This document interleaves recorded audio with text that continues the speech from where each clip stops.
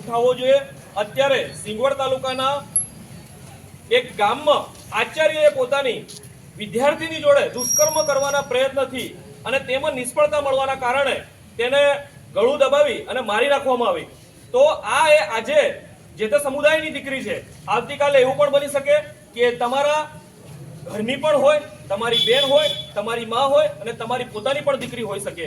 એટલે હું આ ભારત દેશ અને ગુજરાતના લોકોને કહેવા માંગુ છું કે દીકરી કોઈની પણ હોય, કોઈ પણ ધર્મ સંપ્રદાયની હોય, એના માટે આપણે અવાજ ઉઠાવવાનો છે। એટલે અલગ અલગ પાર્ટી પક્ષના માણસોને અમે અહીંયાથી ભીલ પ્રદેશ યુવા મોરચા, ભીલ પ્રદેશ વિદ્યાર્થી મોરચા અને ભીલ પ્રદેશ મુક્તિ મોરચા દ્વારા આહવાન કરીએ છીએ કે દરેક પાર્ટી સંપ્રદાયના માણસો આ દીકરીને ન્યાય અપાવવા માટે પોતે પણ વિરોધ નોંધાવે અને જલ્દી ને જલ્દી આની કાર્યવાહી કરવામાં આવે તે માટે અમે માંગણી કરીએ છીએ। જય જોહાર, જય આદિવાસી, જય ભીલ પ્રદેશ। અનિલ ભુરિયા।